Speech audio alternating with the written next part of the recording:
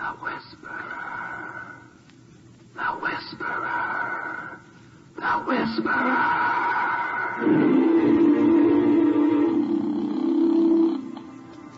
Yeah. Scarelli. Yeah. What are my instructions? The syndicate has decided to introduce the widespread use of marijuana into Central City. That's a cinch. How rough can I get? We are not interested in methods, only results. You'll get them. 1 month from today, we will expect 200 regular marijuana addicts among the high school students. Presenting The Whisperer, starring Carlton Young. The Whisperer, a brilliant man who, losing his voice in an accident which crushed his vocal cords, worked his way deep within the crime syndicate to help destroy it from within. To the underworld, his familiar rattling hiss is the voice of authority, to be obeyed without question. Then a miracle of surgery performed by Dr. Benjamin Lee restored his natural voice, enabling him to resume his real identity. Now, as Philip Gault, brilliant young attorney, he skirts the thin edges of death, living his dual role. For as the Whisperer, he sets in motion the forces of the syndicate in Central City. Then, as Philip Gault, uses his knowledge to fight the organized network of crime which seeks to control the fate of millions in cities and towns across the nation. The only person besides Dr. Lee who knows the Whisperer's true identity is the doctor's nurse, Ellen Norris, who is listening now as the Whisperer completes his call to his superiors in the crime syndicate in New York City. New York. Central City reporting. Instructions conveyed to Scarelli will keep you informed. Oh, Phil, did you have to give those instructions? Yes, Ellen. As soon as I receive them from my superiors in the syndicate, I must pass them on. But marijuana means broken lives, heartbreak for parents, too. I know that, Ellen, but if I refuse, the syndicate will liquidate me before the day is over. How will Scarelli start this tragedy? Well, he'll find a high school boy or girl who is a leader and induce them to start selling marijuana. Well, couldn't we warn the PTA? No. We must let Scarelli make his contact, then catch him and his men with enough evidence to send him to prison. Meanwhile, some boy or girl becomes an addict. They won't work that way. They'll set up a party, spike the drinks, and when everyone is happy, they'll pass out 1 or 2 or as many cigarettes as it takes to get them high. How terrible. But until that party, we needn't worry about whoever Scarelli contacts. Well, that makes me feel somewhat better. Say, how about leaving the office and having a soda, huh? Can't. However, if you should just happen, mind you, to come back around 4? Well, I'll be here with bells out. That won't be necessary. As you see, we furnish our own bells. Yeah.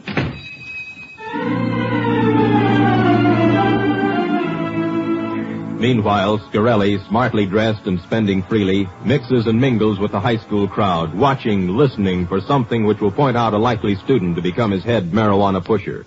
Then... They told me you're pretty good on that motorcycle, Scrappy. Huh? Oh, yeah, guess I am at that. My name is Scarelli. I'm Scrappy Ritz. I got a pretty hot car. Hey, it's you. Hiya, Scrappy. Hiya, Nola. Conserving sweaters and want a goop. You can serve. I'm starved. Hey, Mike. Yeah? Feed that Pete Andrade record a nickel, will you? Sure. He really sends me. Come down. I understand. Hey, my bike's outside. How about a spin, huh? Sorry, Jimmy Bivens is picking me up. That moldy fig. And how about tonight? Jimmy Bivens. I kind of counted on it. You overlooked one thing. That convertible? George. I didn't overlook it. I ignored it. Your mistake. Never overlook a convertible. Bye. Thanks for the goo. What's a rush? Well, there's Jimmy pulling up outside. Don't take any wooden kefavers. Okay, Jimmy.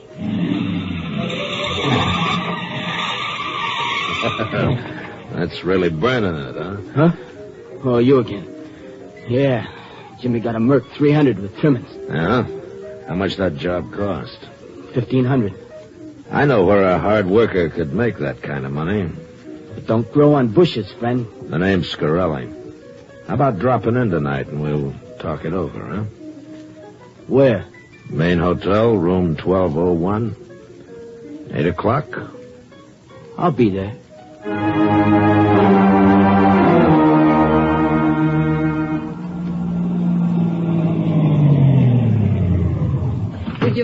telling me why you brought me all the way across town to the hangout for that soda? No, I love your company. That I sometimes doubt.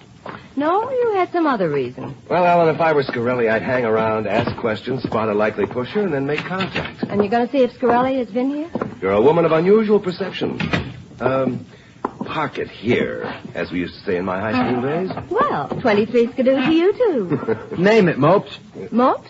Okay, squares. Oh, that I guess. Well, don't lug it. What goose? Goose? Goose. What do you want? Oh. I've had conversations like this in nightmares. Look, could we just talk to you? Jive, dig. Huh? Would you humor an old man and just use plain English? You do. Speak it. When I have to. Splendid. We found a ground for mutual understanding. Has an older man, probably well-dressed... Gook. I'll start over. Has a gook been asking... Waxing. Okay. Has a gook been waxing don't tell me... Mope? George. Who? Scrappy wrist. The Gook's waxing him about a hot rod. Oh, now I see. Wanna bet? Don't expose me. Where does Scrappy live? 834 Canal Street. Octagon. Huh?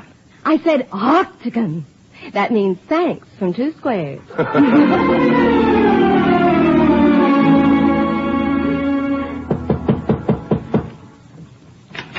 Yes.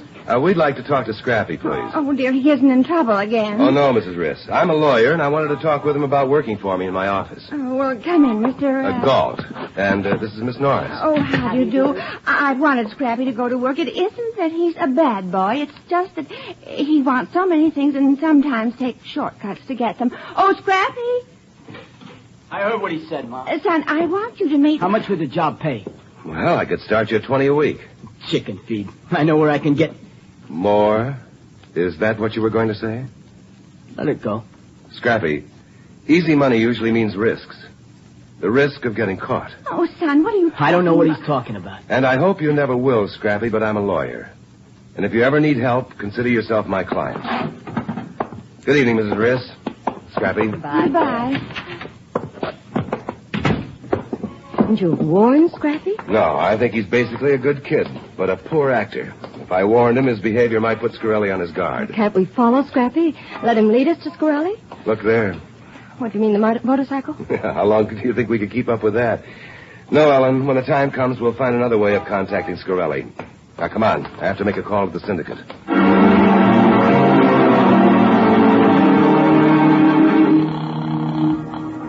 New York. Central City reporting.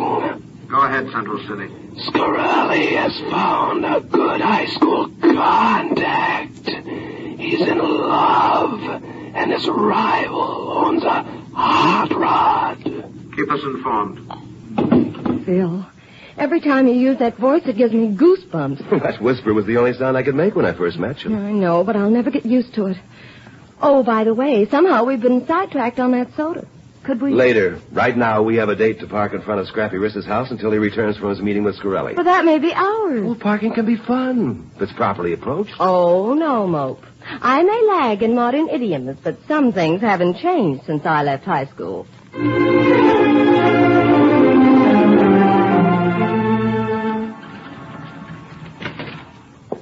Where you been, Scarelli? Setting up a pigeon.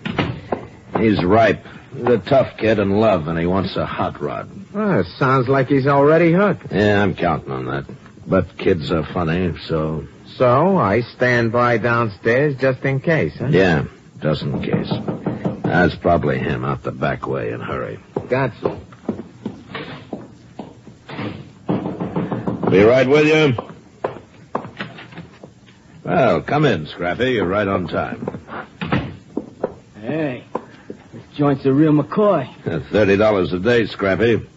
Always travel first class. It's the only way to live. If you have the money. The right guy always has the money. And you think that's me, huh? I do. I've been watching you, Scrappy. You're smart, you're tough, and you're a leader. Here, have a cigarette. Thanks. Hey, what kind of cigarette is this? Marijuana? What's the idea? You're trying to make an addict of me? At one time, Scrappy, they arrested you for drinking whiskey. But now we're more enlightened, and whiskey is offered for legal sale. Well, in 10 years, the same will be true of marijuana. Yeah, I think I'll go now, Mr. Scarelli. Scrappy, I like you. How would you like to make $200 a week? $200 a week? At least. My old man never made that much. But you can. We organized 10 groups of 20 friends. Each stick costs 50 cents. At first, your customers will average 3 a week. That's $600 a week. Yeah, and 10% of 600 is still 60. Only at first. Once they get the habit, why... You can stop right there. That's merely a figure of speech. Later, they'll enjoy maybe 3 a day, and that's $2,100 a week, or $210 for you. Oh, no. For this, I'll not go to jail. Just a minute. You intend to try to stop me? No, of course not, son. Of course not. Come on, I'll give you time to think it over.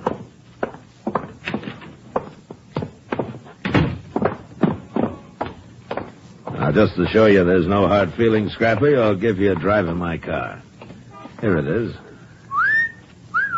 Did you like it? Who wouldn't? Cost $20,000. British job, 362. Slip under the wheel, twirl it around the block. Hey, you really mean it? Of course I do. Get in and I'll brief you, and then you can burn the rubber.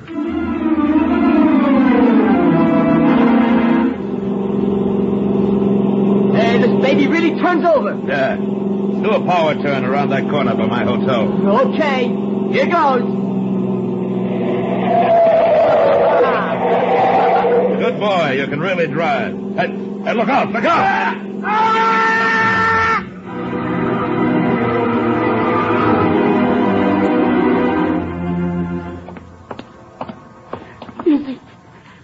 Yes, son. He's dead. Oh, what am I going to do? Well, if we report this, you get 20 years. But it was an accident. That's why I'm going to help you. Now, help me put his body in the trunk, and I'll get rid of it where they'll never find it. That might get you in trouble. I'll take that risk, provided you'll be my head pusher. You mean marijuana? But I already told you. Either that or 20 years. Which will it be? Hurry. All right. I'll sell you marijuana.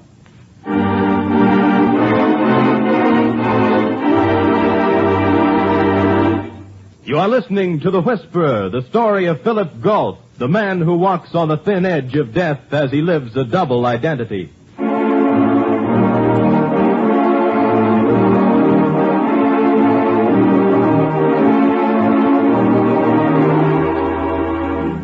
Philip Gault, known to the underworld as the Whisperer, has ordered the introduction of marijuana into the high school. Now, in his real identity as Philip Gault, he and Ellen are parked outside Scrappy's house when an imported car drives up. It's Scrappy, all right. I've never seen that car before. It's bound to be Scarelli. No doubt about it. Hadn't we better follow him? I think it's more important to talk to Scrappy. Scrappy, What? Who's there? It's Mr. Gault. I want to talk to you. are you in trouble? No. Why should I be? Well, just remember what I said earlier today about being your friend. Let me know if you get in over your head. Get in. That's a laugh. I'm already in 10 times deeper than that. Something dreadful has happened tonight. You should have stopped it. That was my first mistake, Ellen. My second was in not following Scarelli. Now we've got to find him if it takes all night.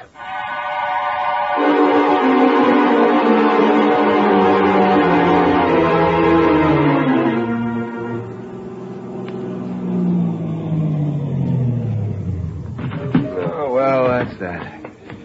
We've checked every motel, garage, and hotel in town. That foreign car has disappeared. Could we stop for a goo before you drop me off at my place? Of course. Come on, Mope. That all-night diner looks wonderful to me. In you go. 2 hamburgers with everything. Did we overlook any place where Scarelli might... Helen, no names. I'm sorry. Pardon me. With my goods, I need more room to pass. Oh, sorry. Well, thank you very much. Well, I've seen him. Oh. That man going to the phone.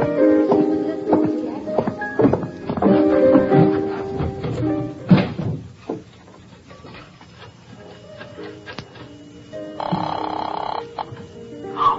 Why, Scrappy, awake at 3:15? What do you want?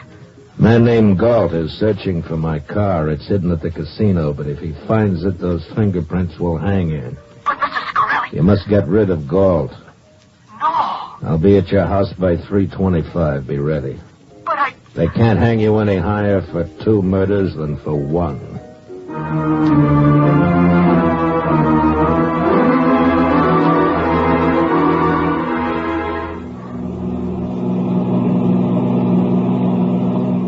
The goo was delicious. Well, in that case, do you mind if I stop and pick up something at my place? Oh, my, no. I'm used to joyriding at 3:30 in the morning. I'll only be a moment. Phil! Keep down. Shoot again. No, leave me alone. Getting away. Scarelli is, yes, but Scrappy shot at me. Mr. Gault. Yes? I'm sorry. Come on inside, kid. We've a lot to talk over.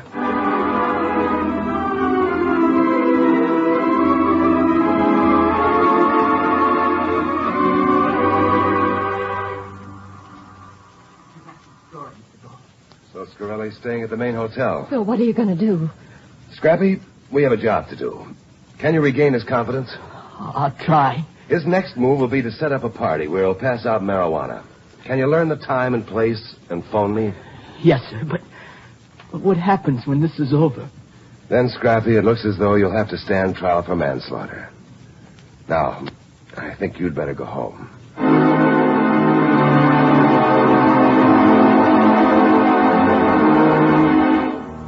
After Scrappy leaves, Philip Gault dials the main hotel. As the receiver at the other end is lifted, he speaks in the voice of the Whisperer. Mr. Scarelli, please. When? Just now. Thank you. He's checked out? 10 minutes ago. That means he knows we've talked to Scrappy. Who are you calling? Scrappy's mother. He must stay at home until I can get there. His life depends on it.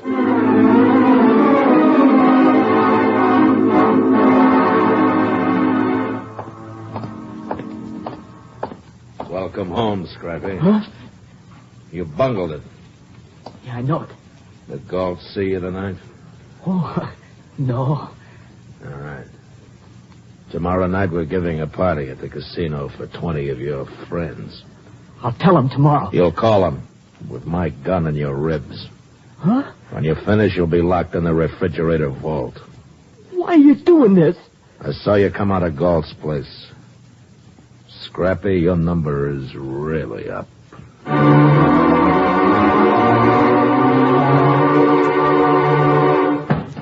Did you find him? Oh, I've looked all day without a trace.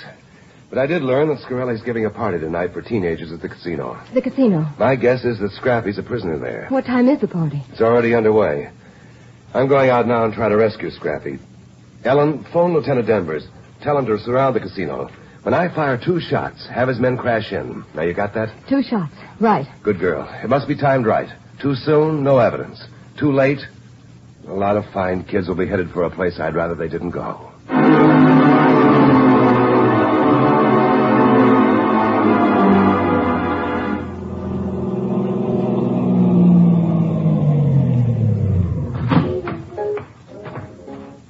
Good evening, Mr. Gault. I've been waiting for more than an hour. Sorry if I've kept you waiting, Scarelli. I'll take your gun. Thank you. Come on. As you can hear, my party is in progress. So it would seem. And here. Very substantial. It's the meat storage vault. However, the walls are thin enough that you can hear the happenings. And later, well, we'll discuss that later. Now, if you'll excuse me, my guests are waiting. Mr. Gault? You all right, Scrappy? I'm half frozen. I was afraid you wouldn't get here in time. Has he passed out any marijuana? No, but he's getting ready to. Hey, listen. Are you kids Having fun? All right, then, I've got something you're going to really go for. Everybody step up and get a free cigarette. Oh, no, we got to do something. Those kids don't know what's about to happen. The police may be here by now. Police? You got a signal? 2 gunshots. Oh, you're going to get a gun. Move this empty cardboard carton over there while I break this window with this chicken. Chicken? It's frozen, hard as a hammer. Here's the carton. What now? Your belt. All right. But why? I'll double it. Now stand back. I've heard they do this on the radio. I hope it wasn't just publicity. It worked. Over here in the refrigerator. Open the door. Scarelli must have got away.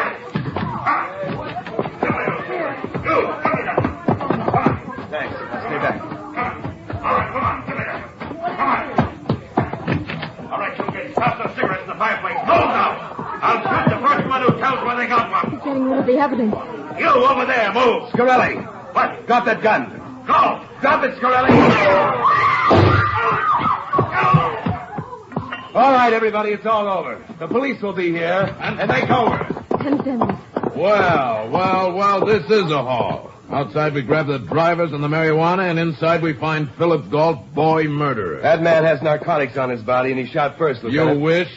I have 30 witnesses to prove it. We'll pass that for now. How'd you know about this unless you're implicated in the marijuana business? My client, Scrappy Wrist, told me. Oh, that right, Scrappy? Yes, sir. Then you must be implicated in this, too. No, sir, My client is innocent of any wrong intent. He was coerced. No use, Mr. Gault. I can't take it any longer. I killed a man. Oh. In that case, Scrappy, you're under arrest. Lieutenant, before you do a foolish thing, can we see the prisoners? Well, it won't help Scrappy, but... Morrison, bring in the prisoners. Do any of them look familiar, Scrappy? What? Hey, it can't be.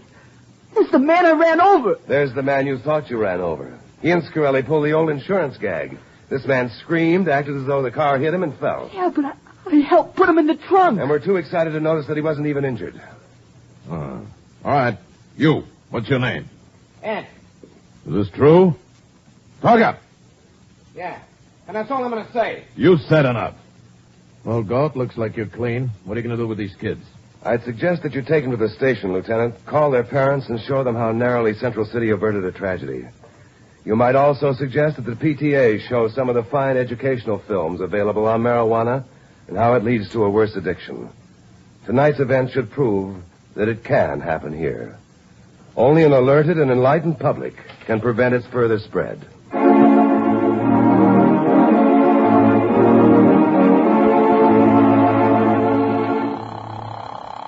Phil, now that it's over, can I please have that soda? Just as soon as I contact the syndicate. Just take a minute. I've already given the operator... Shh. Yes. Central City reporting. Go ahead, Central City. Scarelli bungled. The entire gang captured. The public is vigorously aroused. I advise that present plans be discontinued. We will take such action. For new instructions, call Chicago at midnight. Chicago at midnight.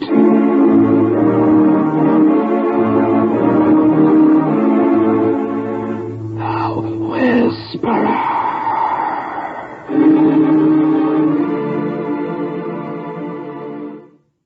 The Whisperer is based upon stories and characters created by Stetson Humphrey. Any similarity to persons living or dead is purely coincidental. Carlton Young is starred as the Whisperer. Betty Moran is Ellen. Others in the cast were Julius Kralbein, Jerry Farber, Alice Backus, Eddie Firestone, Paul Frees, and Ruth Parrott. Script was by Ann Gill, original music by Johnny Duffy, and the entire production was directed by Bill Karn. Next week, listen to another exciting adventure with The Whisperer.